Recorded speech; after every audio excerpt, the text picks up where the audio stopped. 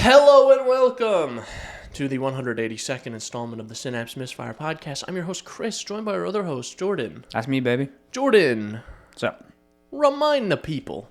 as always, you can find us on Apple Podcasts, Google Podcasts, Breaker, Radio Public, Spotify Pocket Cast, and the RSS feed, all linked below.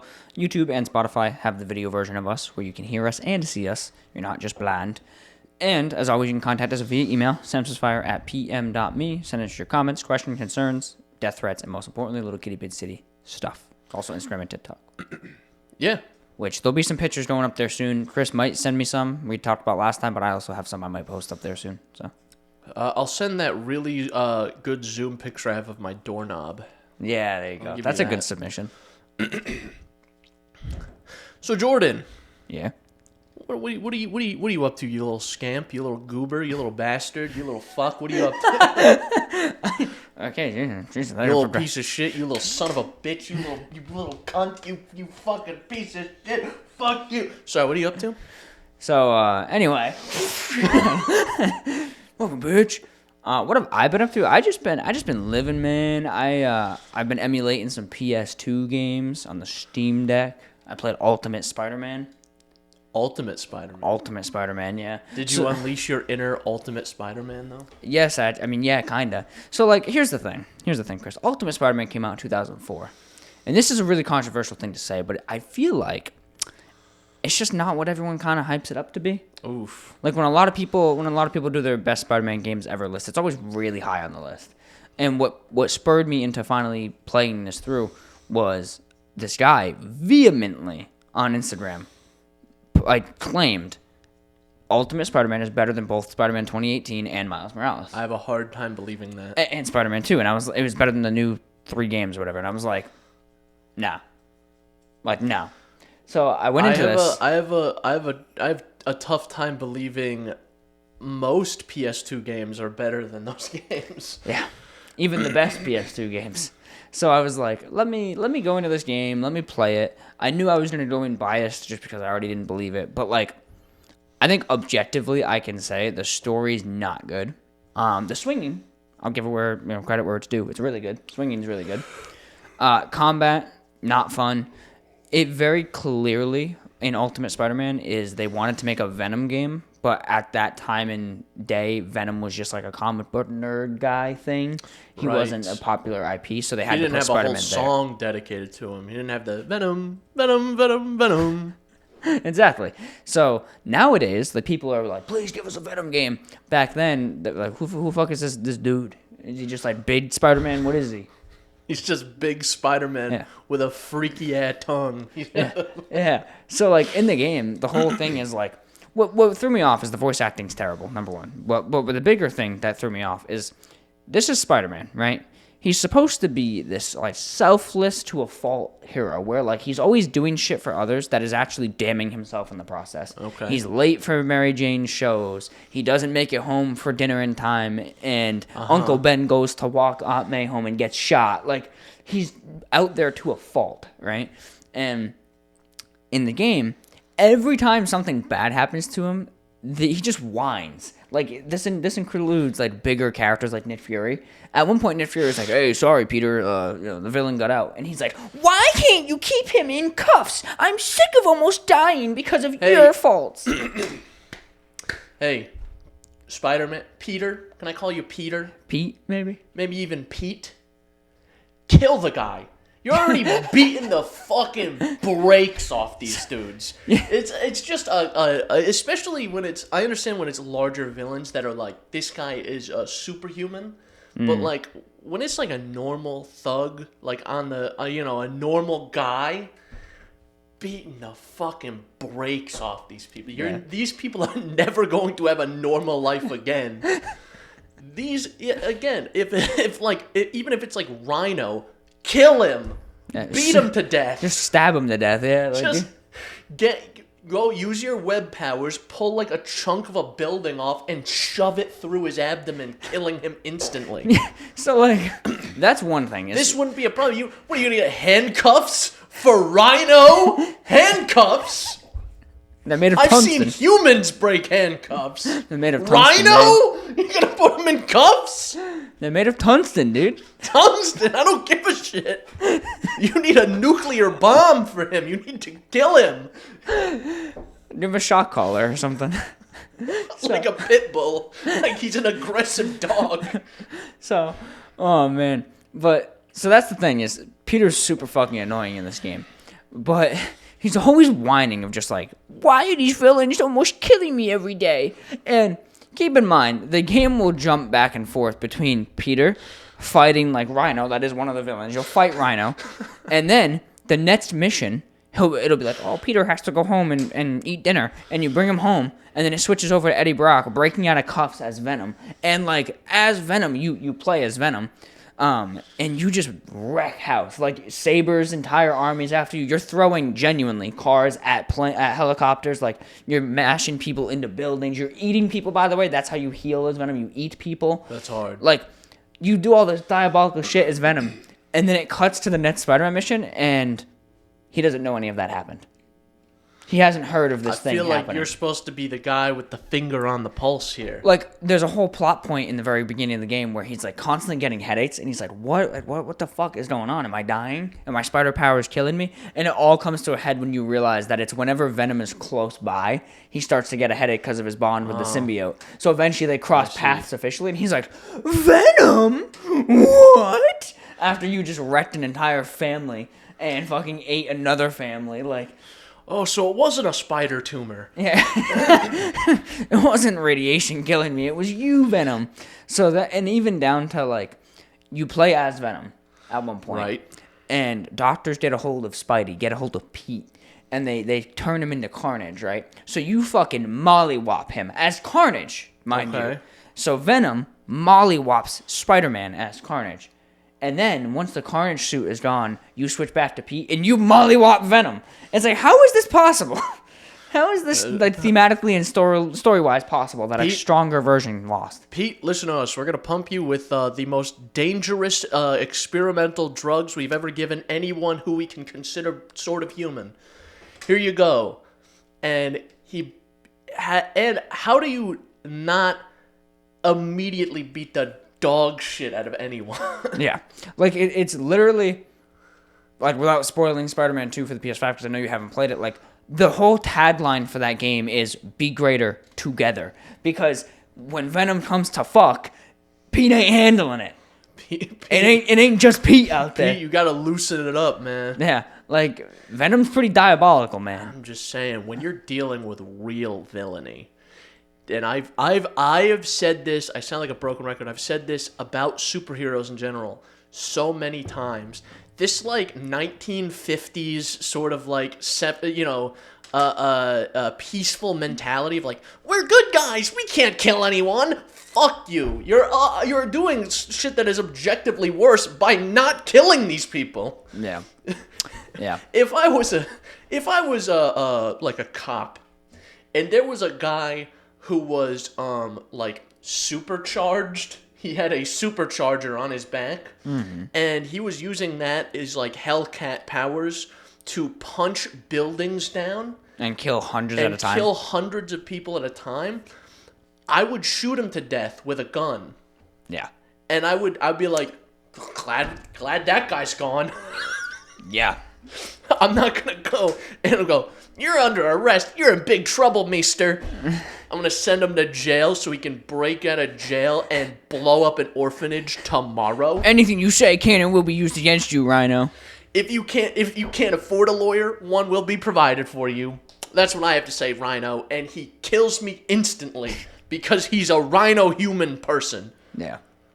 Yeah, I feel like I think I've said this before, maybe not on the podcast, but in the most recent Spider-Man movie with Tom Holland, where they have the multiverse and the other Spider-Man show up, there's a heavily talked about part where Andrew Garfield's Spider-Man goes, yeah, I stopped pulling my punches and just on everybody after the end of Amazing Spider-Man 2, where Gwen dies.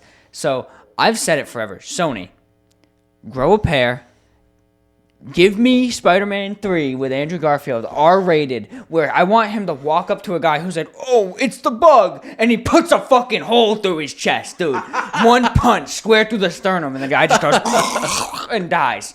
And he just leaves him there. Or instead of webbing him to a wall, like, oh no, I'm stuck to a wall, he fucking pulls him limb from limb.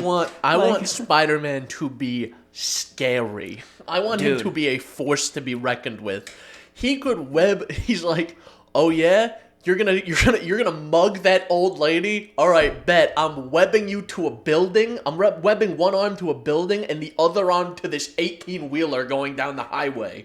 You are going to be turned to ash from the energy that is exerted from this action. Yeah, I just think just having him walk up nonchalantly, like silent Spider-Man, no quips, and just the villain's like, I got you now, bug, and he just grabs him by the neck and just goes like a pop figure. I got you now, Spider-Man, and he webs his nose and mouth shut and he suffocates. And what's crazy? And Spider-Man doesn't say anything, but is like, as the guy's vision is going black, he just like giggles a little bit. He's like,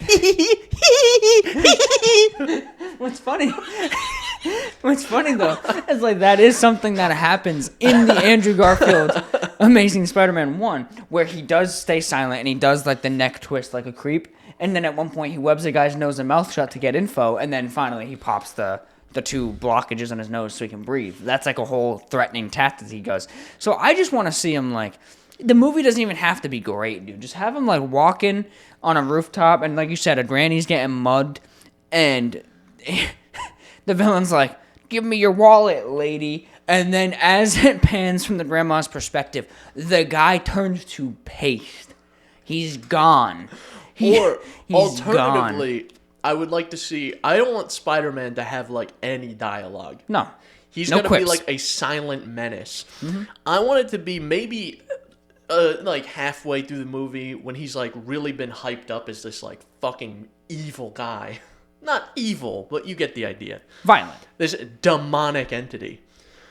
I want it to be like that sort of scene where it's like, there's a mugger. He's like, give me your purse, lady. And he sees Spider-Man, or he gets like a tap on the shoulder. He turns around and he's face to face with Spider-Man, and he stops immediately. He doesn't even have to do anything. Yeah. The threat that he is there is enough. He gives the lady his money. Yeah, he's like, please, I don't want to die. I have a family. He's like, he gives Spider-Man his money. He's like, please. Yeah, I'm just saying, man, like, give me that silent Spider-Man that just starts killing people that are bad. Obviously not innocents, but like bad people, criminals. No, like, yeah. What, you know how, like, they, you know, like Deadpool very explicitly kills people. Yeah. That's the energy I want out of Spider-Man. Yeah, but silent. But silent. It's like Deadpool does it in a funny way.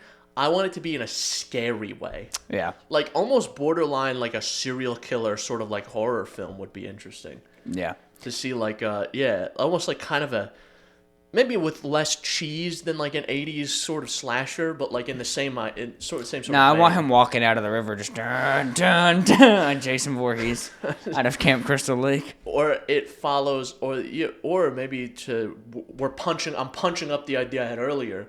Or maybe we're following a regular, I don't want to say bandit because it makes it sound like it's taking place in the 1600s. Like it's a regular thief, like a regular mugger, you know, criminal guy. And he's like shady. He's got his hood up. He's walking down he's walking down the street. And he's like, oh, right here. There's like a couple of, there's like a very obviously rich couple like stumbling like out Bruce of a Wayne bar or something. Family. Yeah. And he's like, oh, shit, easy. Walks up, pulls a knife, goes, give me that fucking purse, lady. And I want to see, like, Spider-Man slowly descend with, like, a music cue. He descends, he's upside down. And he's between the two of them. With, like, a sort of, like a violin sting, like a... Yeah. As he comes down. And the mugger's like, never mind. No. Wait. No. I don't know why that made me think that's the perfect way to do it, where that's like the post-credit thing, right? He comes down on these two people just slowly, and then he kills the guy, and the family's like, oh my god. And, holy shit, that guy's dead. And the lady goes, oh, Thomas, I can't believe that happened. He goes, oh, Martha, Bruce, you're safe. And that's Batman's origin story. It's a multiverse. That's crazy. That'd be sick, dude. That'd be fucking cool.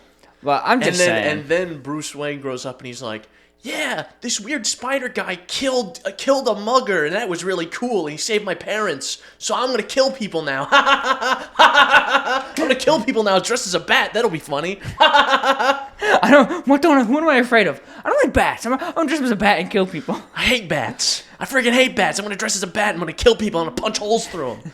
That'll be fun. I'm gonna rip the heads off people for fun. to help stop crime. I'm gonna save Gotham. He's just walking around with a machete in a bat costume. He is patrolling the streets with a machete. Oh my god. I feel like this is only funny to us, but I love it. There's gonna be a guy. There's gonna be a homeless guy minding his business.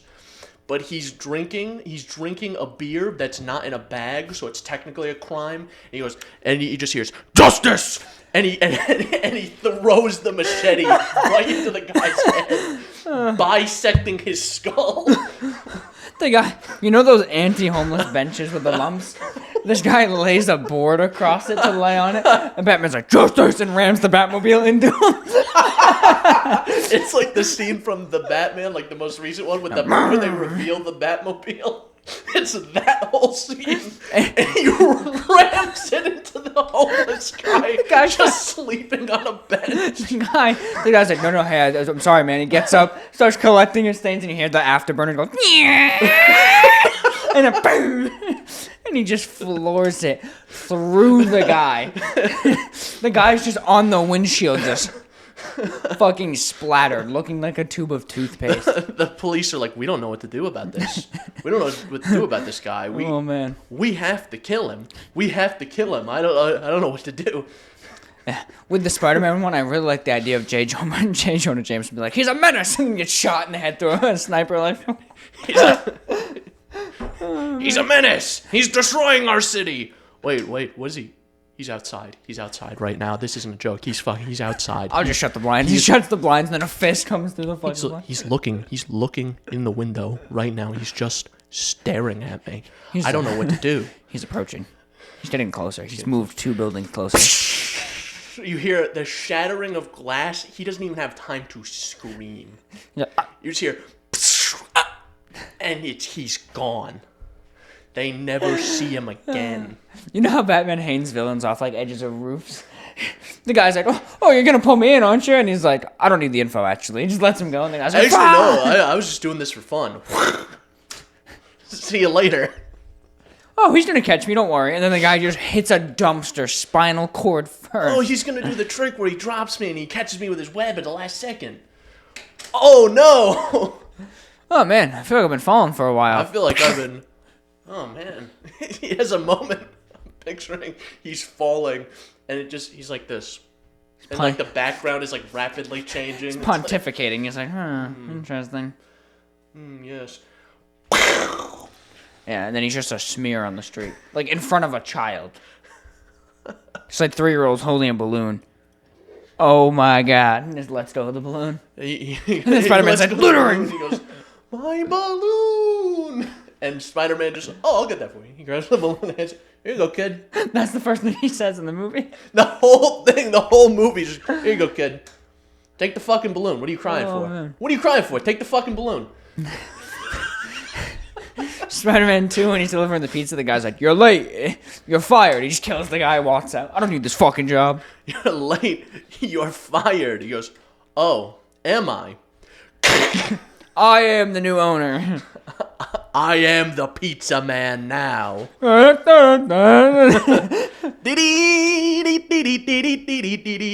like swinging through the with the guy's corpse dragging behind him. He's holding the guy by the neck. His neck is bent over. He's got him slung over his shoulder like Santa's sack. He's like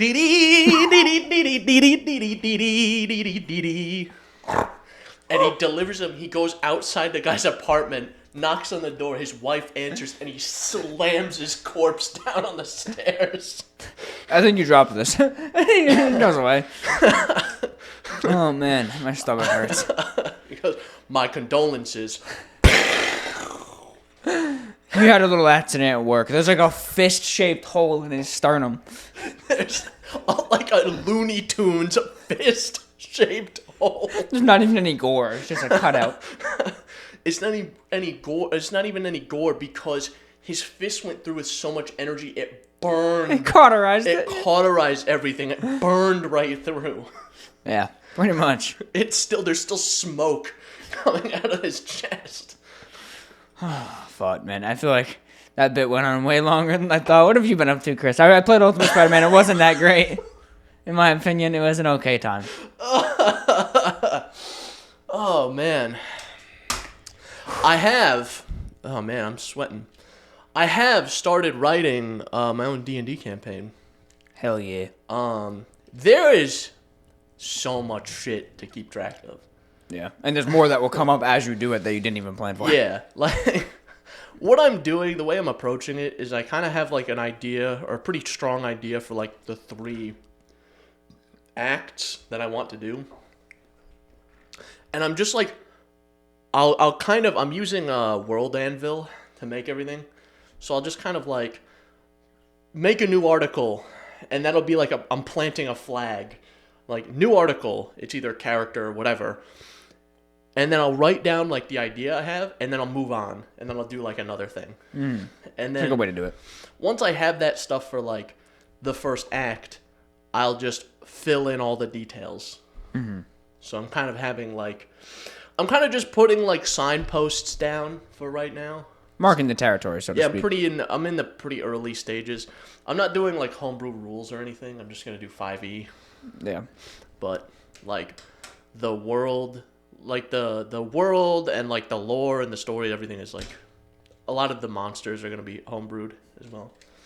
Because I think this is even in the spirit of, like, kind of how the game is written in general, like, the rules. They're like, you're supposed to kind of tinker with this. This isn't really... Yeah. These are a guideline more than anything. Right. So, I'm doing a little tinkering. I've got some ideas for some, like, major enemies, which I think would be fun. Kratos. That's the first boss. It's just Kratos. Lore-accurate Kratos. He wipes the party because they're all level 1 still. It's literally the Baldur fight. You just punch him, and he's like, okay, I'm done. Like, all right, see ya. It's the opening scene. So I've just been kind of writing ideas and making... But... Like I said, it is a ton of shit to keep track of. But all in all, it's been fairly manageable. Yeah. So far. It's also like one of those no consequence things. Like, you're just having fun. You're not doing like competitive fucking tourneys or like shit like that. I'm doing competitive D&D campaign writing, actually. Oh, really? That's unfortunate. You are fucked then. But yeah, I was gonna say, like, you're just having fun. Like, if you miss something or you fucking ad-lib it right there on the spot. Like, yeah. That's the beauty of it.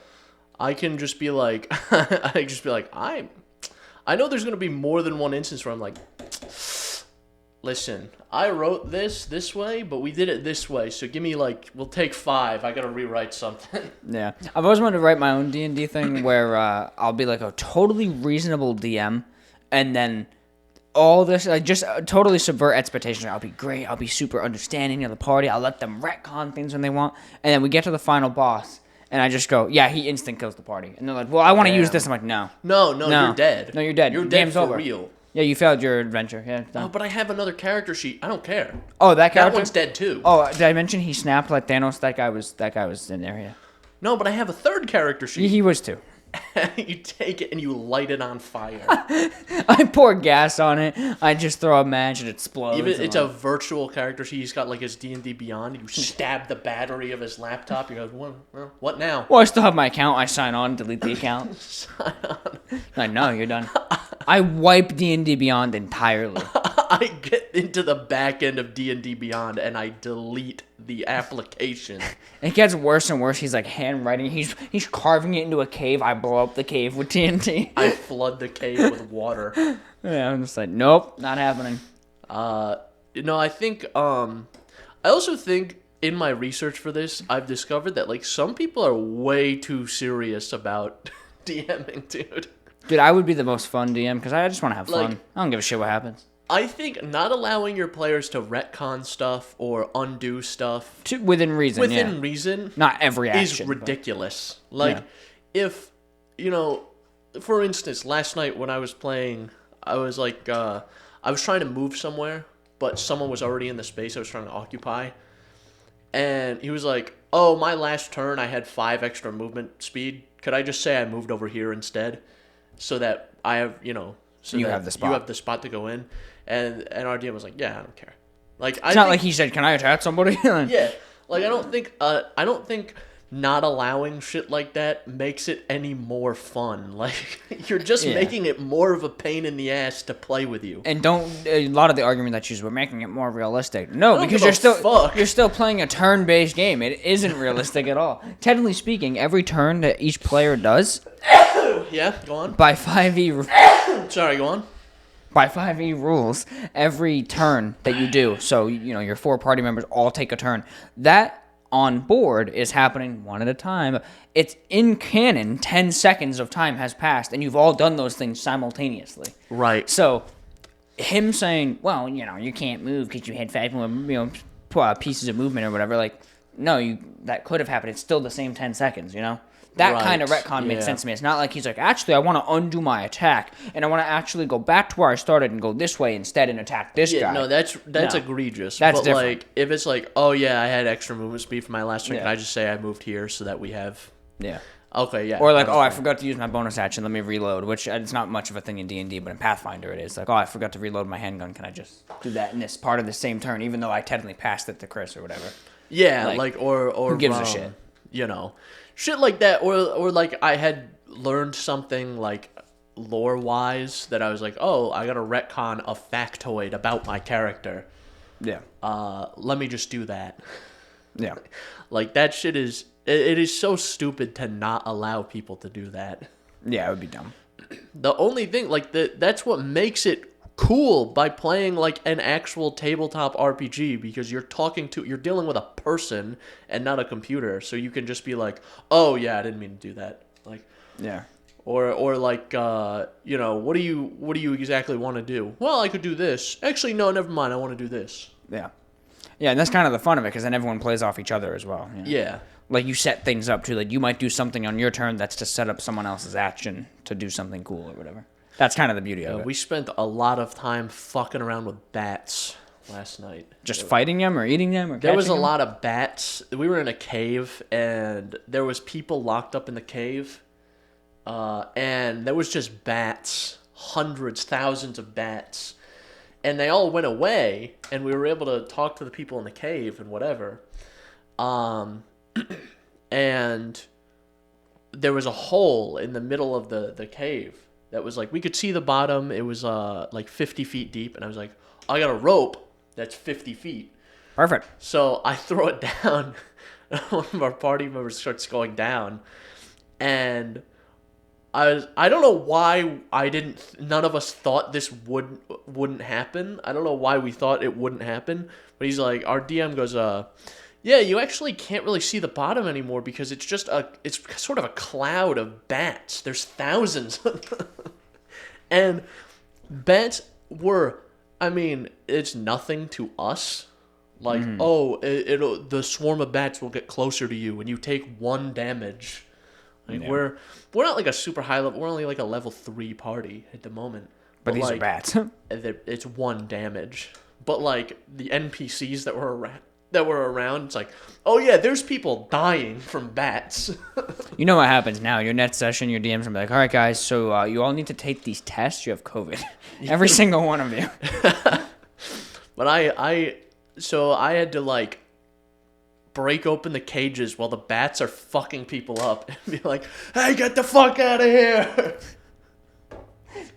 I just picture it's fucking New York or Boston accent. Just get the fuck out of here. Get the fuck out of here right now. Hey, guys, let's go. Get the fuck out of here. Get the fuck out of here. This fucking little dwarf just screaming that at people. They're like, what the fuck? What is that guy? What the hell's this thing? You said he was 4 foot. That's definitely a New Yorker right there. 4'6". 4 foot and angry. Remember this is a deep cut now, but remember the Bagel Boss guy the like little tiny guy that was freaking out in a bagel shop in New York. Yeah. And then the big dude like attacked him. Yes. Yeah. Oh my God. Yes. Holy shit. That's what I'm picturing. I'm the bagel boss guy. I'm that little dude. I remember that. Yeah. Wow. That was already like probably 5 years ago, huh? I think probably longer than that. Longer even. Damn. That's funny. That's what I'm picturing. My dwarf is. He's the bagel boss guy. That's funny. Oh man, but yeah. So I'm in the middle of writing that. I'm in the middle of playing a campaign. So in 100 years, when we're done with our campaign, I'll run mine, which would be the first campaign I run. Yeah, it should be cool. I've always wanted the DM. Someday, maybe I will. But I think DMing would be interesting. Like I said, I've never done it, obviously, but we'll see. But I think I would like it because I really love, my favorite aspect is the collaborative storytelling aspect. yes. So, like, I have my story events that I want to tell as the guy who wrote this thing, but I love incorporating other people's ideas, and you kind of crowdsource a really good story. Yeah. Or a really zany one. Or Yeah, whatever. or something that was really fun. Yeah. It's one of those things where like something will happen, you're like, I can't believe I didn't think of that. Like that's funny, like a way to circumvent a challenge or whatever, and you're like, oh shit, like that's kind of how it goes. Like in my campaign, when I shot the ceiling of that city monument with a disruptor pistol and blew up the monument, like no one else would have done that, but now I created this story arc that wasn't intended to happen. So it's that collaborative storytelling. It's pretty cool. Or when we were fighting the bats the first time, one of our party members who's playing on, he has a really low intelligence score of like 5 or something. So he has like a -4 modifier to all of his intelligence. Jesus Christ. Throws. So he gets he goes first with the bats, and he goes, I'm gonna yell at the bats to try to scare him and say, hey bats, get out of here. And he goes, all right, roll an intelligence check. And I go, you asked the wrong fucking guy to do that. But he rolls, I think, like a 3 total. and he goes, our DM goes, yeah, you got it. He goes, you remember, suddenly, you use all the power in your brain and you remember. Bats can't talk, so they don't know what you're saying. Bats are just like, huh? What? That's funny. That's pretty funny.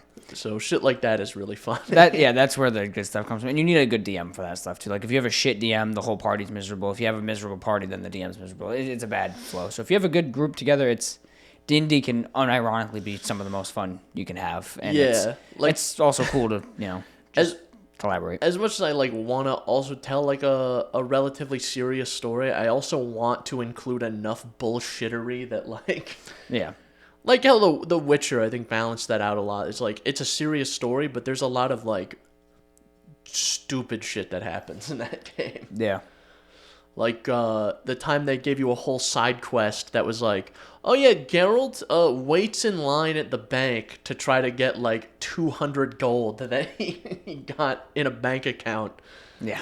Years ago when he was here. Yeah. Shit like that. So, yeah, that's kind of cool. That's kind of neat. Anything else going on now? Let's see. No.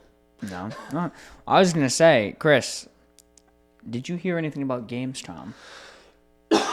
No. Pull up the list there, Chris. Pull it up. List. So, here's the thing. There has been one game ever that I took time off work for. One game ever. That released and actually genuinely upset me and was not good and actually was not just a bad time. Okay. That game is Dying Light 2. Right. I took off I think it came out on a Thursday. I took off a Thursday, Friday, and Monday. I tried to binge the game, and anyone who knows anything about how that game launched, it was terrible. Even Cyberpunk, which I had taken a day off for, launched, but I played on PC, so it was actually pretty playable. It was just kind of boring at the time because I didn't have a lot of stuff going on. But I didn't find Cyberpunk that bad. Dying Light 2 was that bad. It was terrible. Damn, man. So, at Gamescom, they announced Dying Light the Beast Dying Light Mr. Beast? Dying Light the Beast, which takes place 15 years after the first game instead of the second. Okay. Because the second was already like 100 years after the first. Right. And it continues the story of the first game's main character, who was better, in my opinion, in a different area.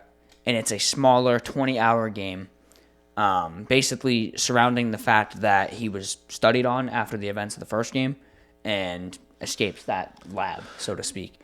Now, I am trying in my soul of souls to not get excited for this game, but I have to be a moron and admit that I don't think I've been this excited for a game since Dying Light 2. Right. So I'm praying. Now, here's one good thing, Chris. Here's one really, really big thing to put in there. Okay. Disclaimer. I get the game for free because they announced that if you had pre-ordered Dying Light 2 Ultimate Edition, which I did 4 years ago or whatever it was, 2 years ago, you get this for free.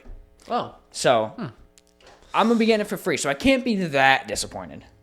Now, this is kind of on topic, kind of off topic, but I've always wondered, in games like Dying Light 2, where it's been like 100 years since the apocalypse, or like Fallout 4, where it's been like 200 years since the apocalypse or whatever, I think Fallout makes a little more sense.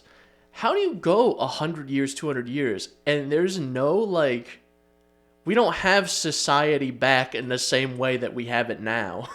So that's what Dying Light 2 did. There's zombies around, but like we could deal with that. Yeah, well, see, that's what's crazy though. Is that's what Dying Light 2 did. Is it did bring society back, and then society fell a second time because of another sort of outbreak, and now you're at the point where society's on its way back again. Right, it was the Delta variant came out. Yeah, basically. So in the first game, fun fact about Dying Light 1, it's not an apocalypse. It's a single country or state that has an outbreak. It's like a remote country named Haran in the game. I think it's based on like Africa, essentially. So the first one, it's a tiny quarantined city that the government put up quarantines.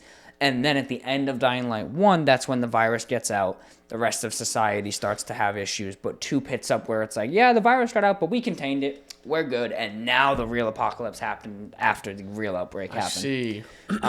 I just think disease-based things don't really hit as hard after COVID, man. I think it was like, I don't know, man. We just locked in. We made that vaccine, and now we're back. We arrested those who wouldn't lock in. And it was like, we locked in.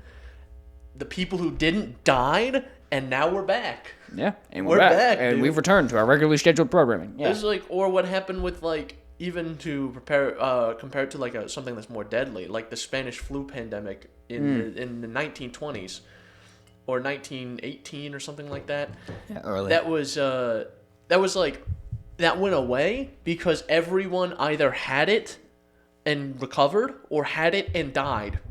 Yeah, and then people, yeah. And we were back after that. That was it. Yeah. Yeah, that's kind of the main thing. So anyway, that was just my little aside. Yeah, so this game just seems fucking phenomenal. Like, check it out. I hope it'll be good. I'm wondering if it's going to replace the DLC. Because when Dying Light 2 was coming out, there was 2 promised DLCs. We got the first one, and now we're getting this game that you get free if you pre-ordered the one that gave you the DLCs. Maybe that's the consolation prize. Maybe, and I heard that this was a DLC that just they couldn't fit into a DLC, so they made it a standalone. And I'm all for it. The original character's back. The concept around the Beast seems to be tied into the fact of what happened to the original character. So it's almost like it takes the Dying Light concept, which was, surprise, surprise, Dying Light, nighttime. Things get worse.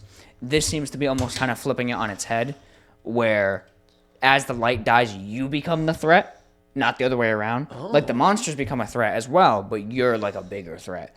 Because in Dying Light 1, you're just kind of this dude, right?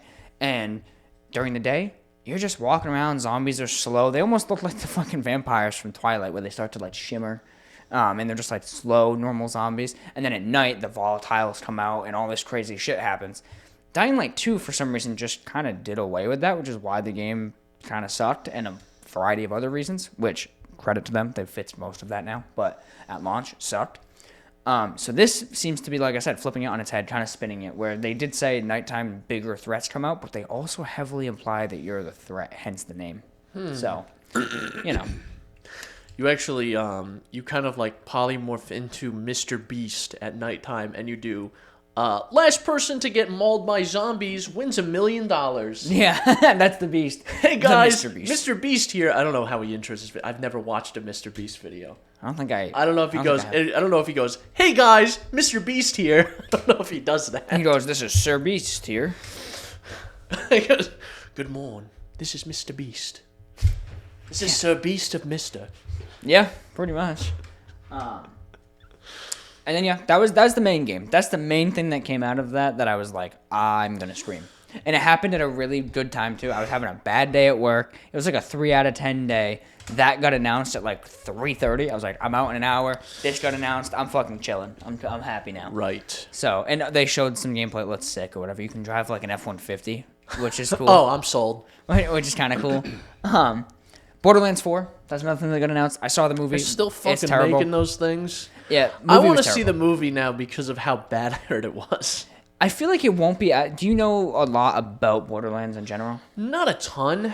I feel like it won't be that bad for you then. Like, it's objectively just not a great movie, but it's only really bad if you know the source material. I've heard the dialogue is dog shit. Well, remember the editing thing we were talking about last time where I mentioned the lady saying, asking a yes or no question and then getting that's not a yes or no question. That. Oh, and then you were like, it's probably like a post thing and we were talking about that. That's how the dialogue is. There's a lot of that shit. So, dialogue's not great. The acting's not great. The movie wasn't good. But the game, Borderlands 4, I want to know what they're cooking. I really do. Because 3 genuinely plays as one of the best first-person shooters ever made. It's just the story was terrible. So if they can just do that and give it a even slightly comparable story to 2 with maybe some slightly tweaked RPG mechanics, it's going to be fantastic. It's going to be a solid 8 out of 10. Like, it's going to be really good.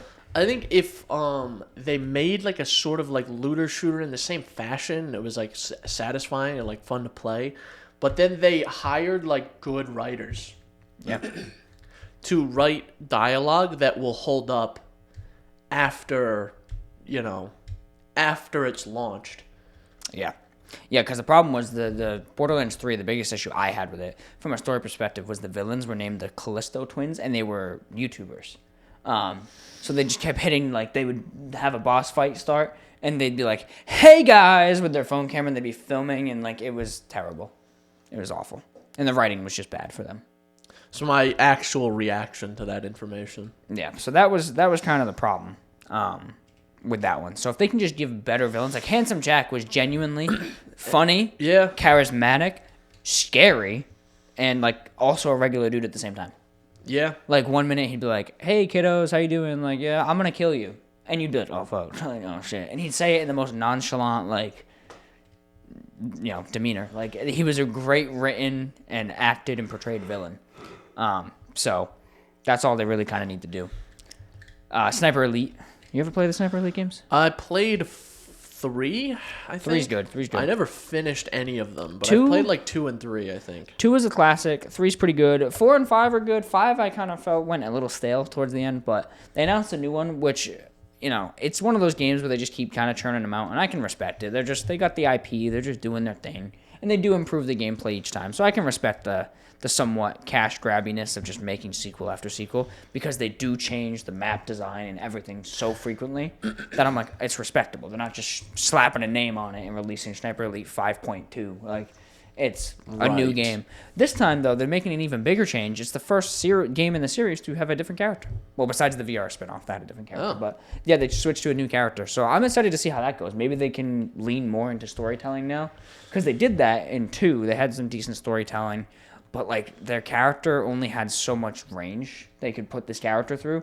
And when you have 5 games in 5 different countries with the same character, it's like, how do you connect all these stories to make it make sense? How he went from Italy to Germany to Poland to, where was the other one? I remember one was like in Africa. Africa, that's the third one, yeah, Africa. So, like, how do you connect all these to take place during World War II and also make sense? And, they kind of just said, just don't worry about it. It happened.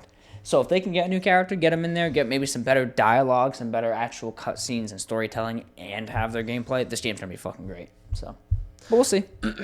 Yeah, the whole like sniper thing never really clicked that well with me. I liked to be like, oh yeah, you can shoot a guy and you can then see the organs explode when the bullet hits him.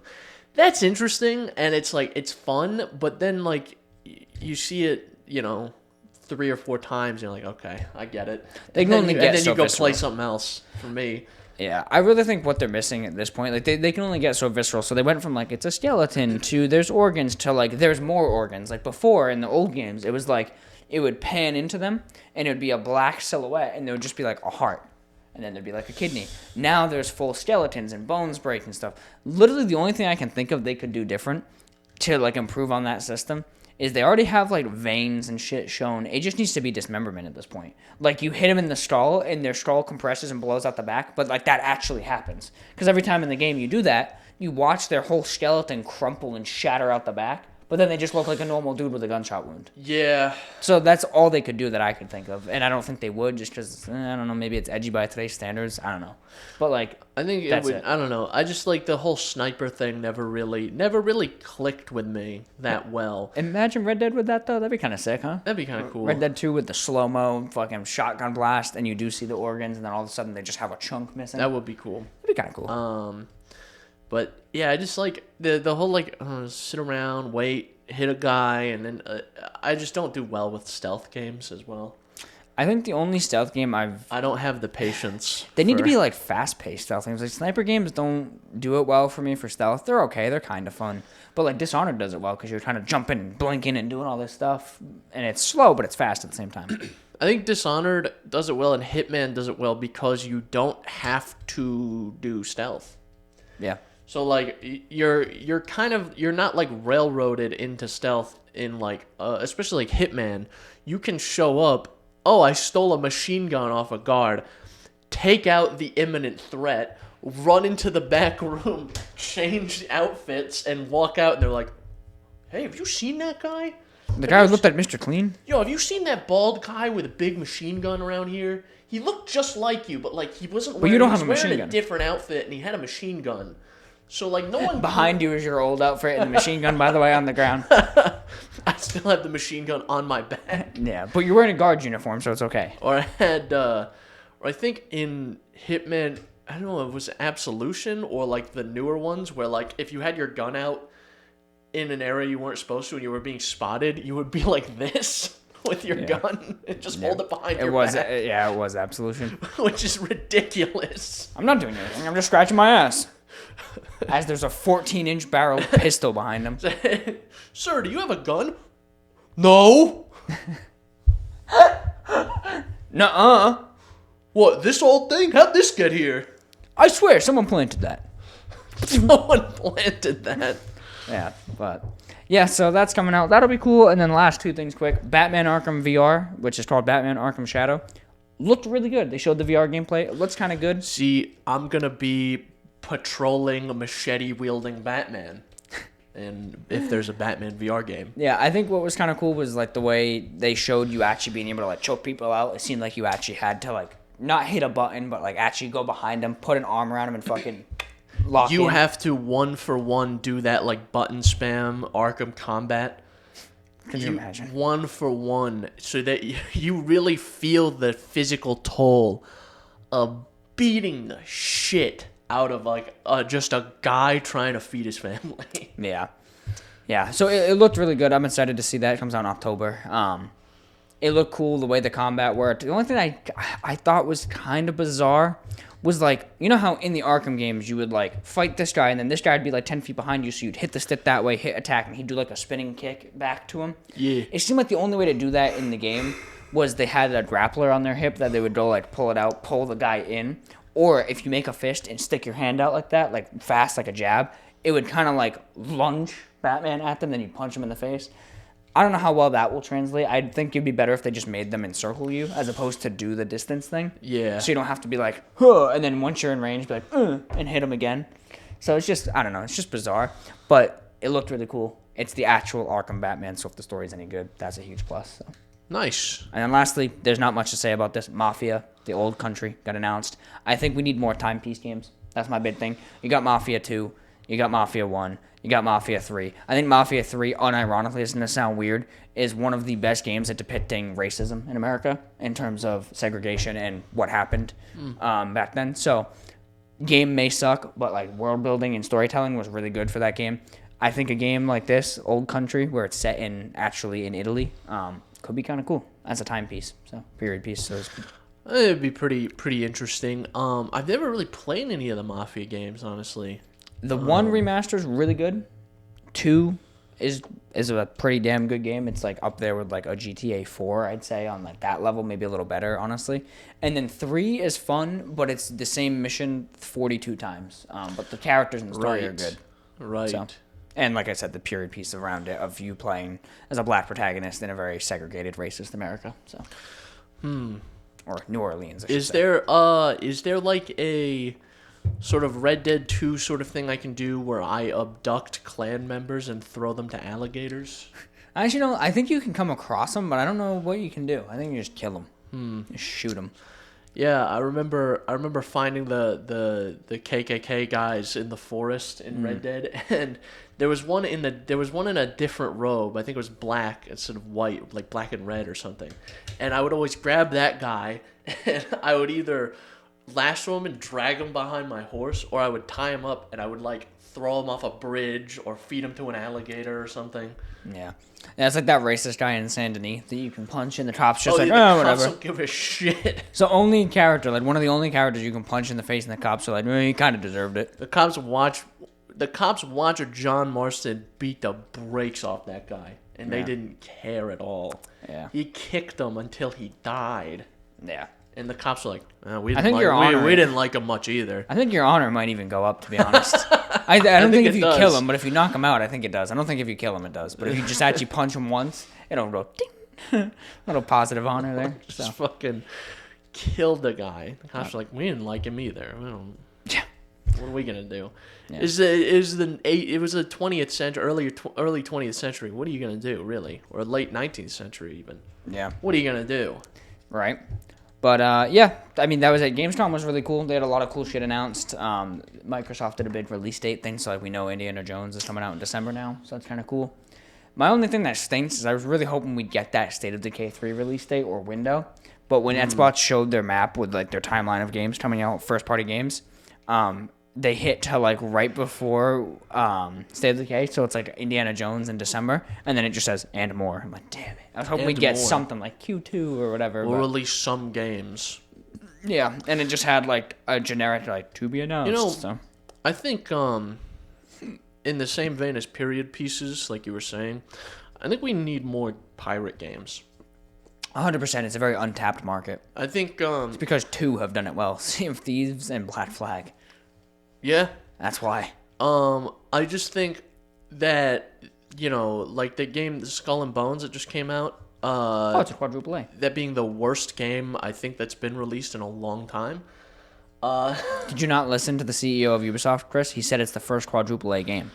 How could you even say it's bad? quadruple A that you can't swim in this pirate game. They clearly didn't swim. They had boats, Chris. Like, my God. You can't do pirate combat in the pirate game unless there's other players with an active mission.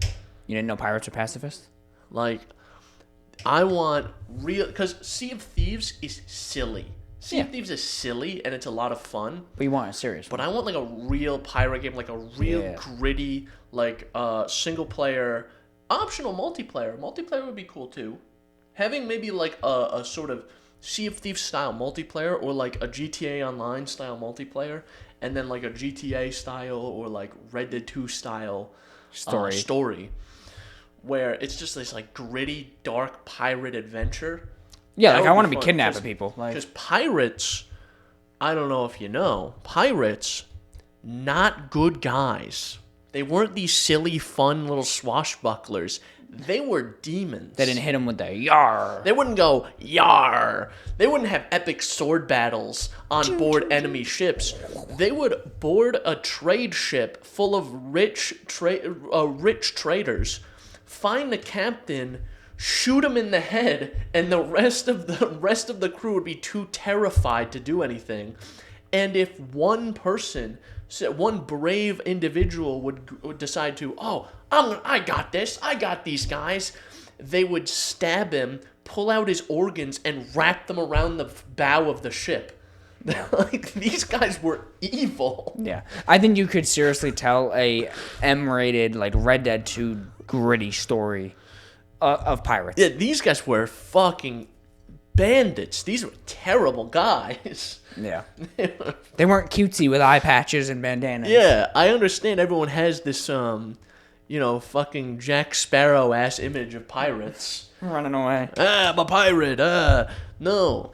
If Jack Sparrow was real, he would be killing people with a gun. Men, women, and children unsparingly. Yeah. There would be a child aboard the boat. He'd be like, oh yeah? He would throw him to the sharks. The child starts crying. He's like, fuck this thing. Throws it over the board. Get this thing out of here. Launches him out of a cannon. Yeah.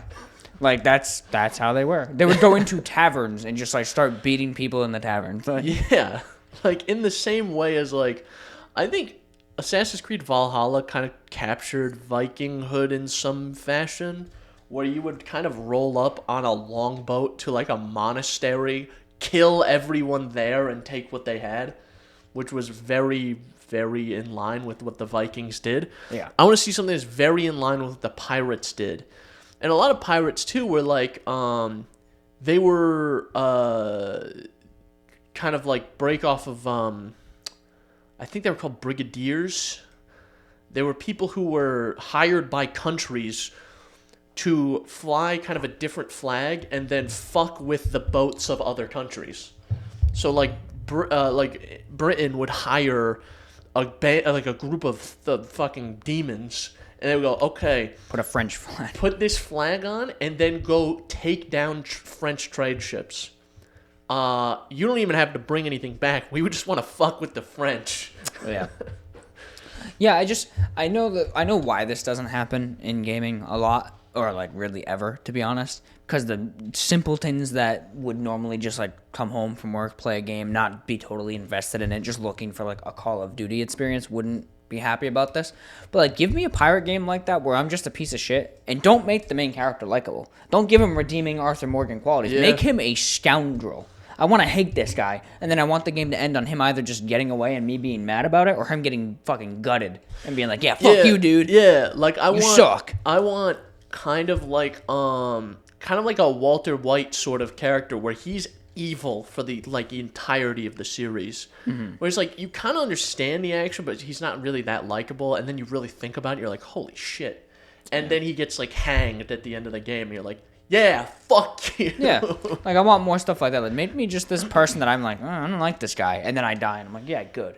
Instead of the opposite, where it's always like, but the problem with doing something like that is that like if you don't make the character either objectively really really good or objectively really really bad, which I guess he would be objectively really really bad, but like, you know, you still got to play as him, so you have to have some redeeming qualities. Yeah. I think people don't understand nuanced characters that well, or they will try to idolize this character, not understanding that you're not supposed to like this guy. This guy sucks. Yeah.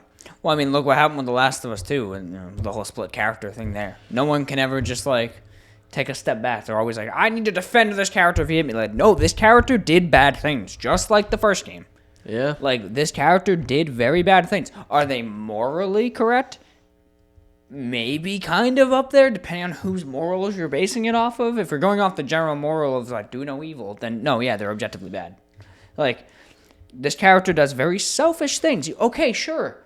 I can agree that if I was him, I would do it too. That doesn't make it okay, though.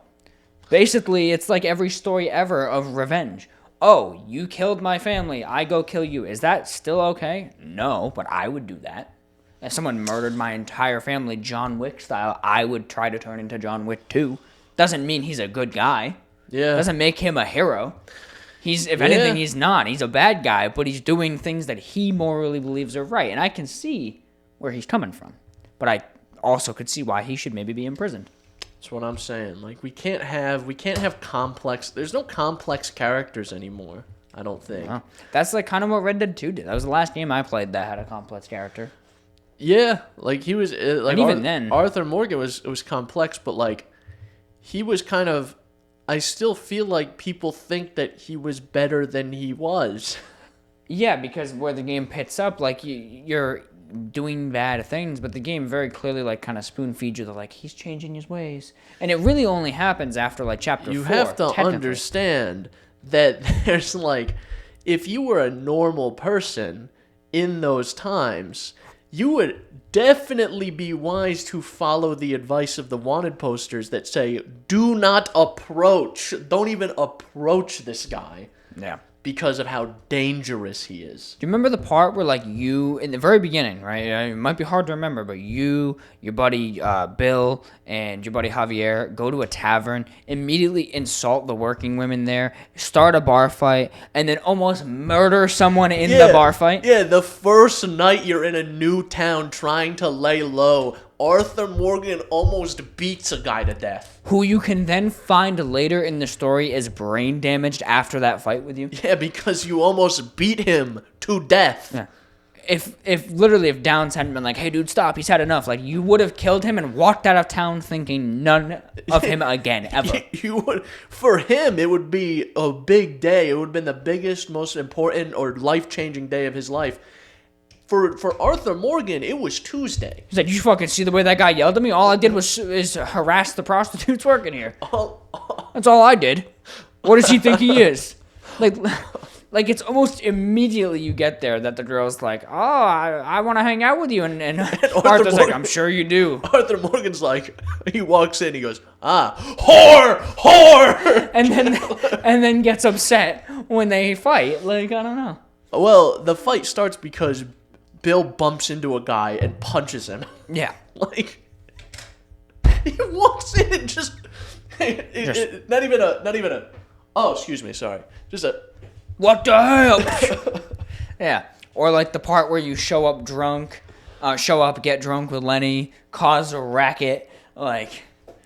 That's just boys having, this is boys will be boys, Yeah, it's just like, I don't know. Or the time you kill an entire family and burn their house down, which I have to say the Braithwaites, yeah. was probably justified because they stole a child from you. Well, as I was going to say, this is where we hit that line again. Is an objectively evil act. Yeah, well, it's where we hit that line again of like, I would do that. I get it. I could see why I fuck with the vision. But it's still not okay. But like, a bit of an overreaction, I think. Yeah. Maybe like get the police involved, Yeah. Yeah, like definitely.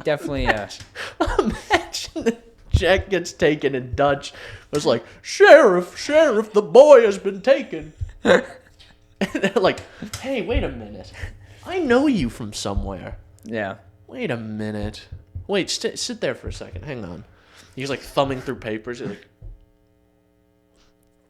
$20,000 or whatever his bounty was. Yeah. Hey, you're gonna have to stay here for a little while, man. You're gonna have to stay here. We're gonna have to. Yeah. We gotta go talk to Jimmy in the back. We gotta go. We got something we gotta do. Yeah. So, I don't know. That's why, like, complex characters are a good thing, but I just feel like I think people are too stupid. They'd be like, this guy sucks. Well, yeah, that's kind of the point. People are too stupid to figure them out, I think. Yeah. So that's all I got though. That was Gamescom. I think it's over. I think we really started off strong with the Spider-Man bit.